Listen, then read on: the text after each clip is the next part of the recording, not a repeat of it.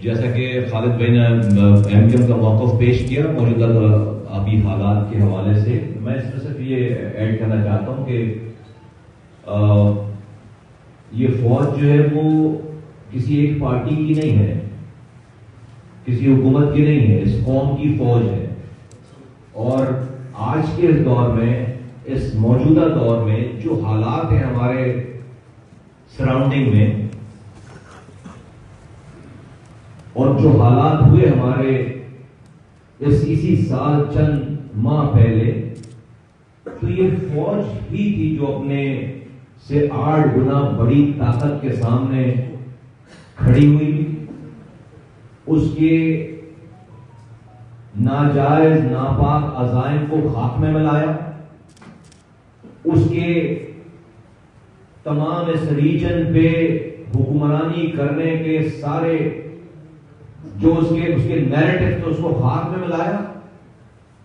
India جو کہ اس ملک پہ حملہ آور ہے انٹرنلی ایکسٹرنلی، جو کہ ہمیں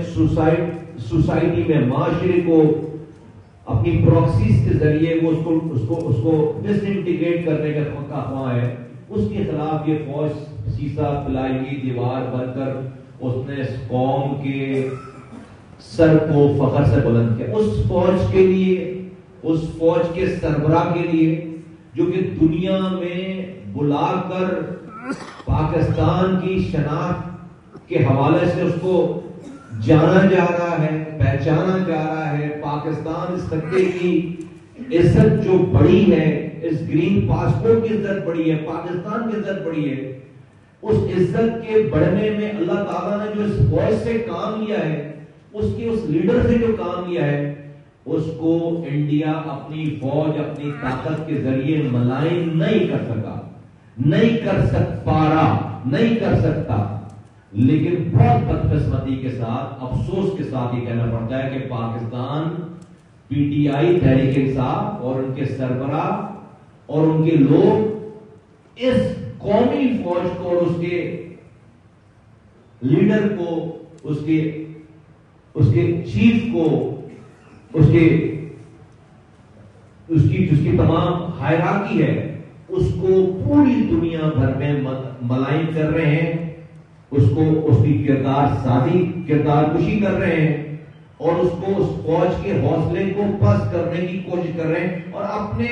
پرسنل نیریٹو سے یہ دکھا رہے ہیں کہ پاکستان کی قوم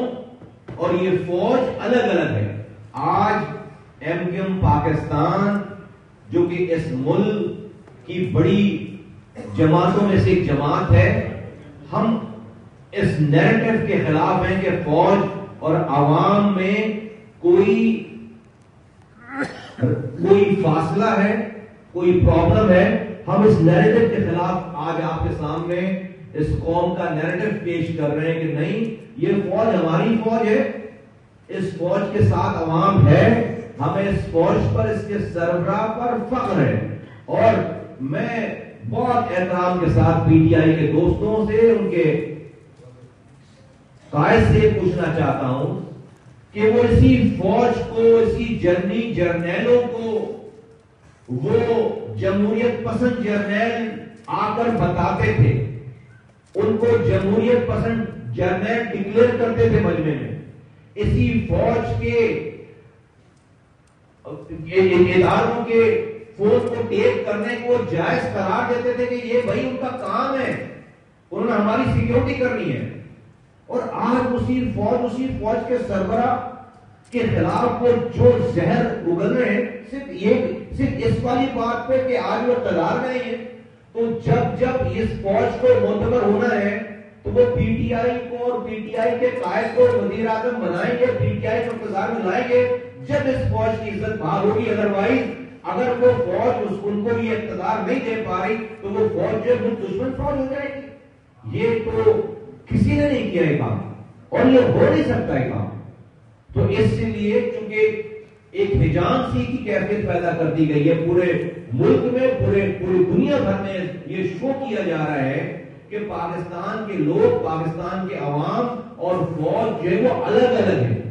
اس لیے آج ایم کیو ایم پاکستان آپ پاکستان کے لوگوں کا، ہم یہاں کی 85% مینڈیٹ رکھنے والی سندھ کے شہری علاقوں کے 85% مینڈیٹ رکھنے والی جماعت ہیں. ہم عوام کی یہ رائے، عوام کا یہ موقف ہم پاکستان کے تمام لوگوں کو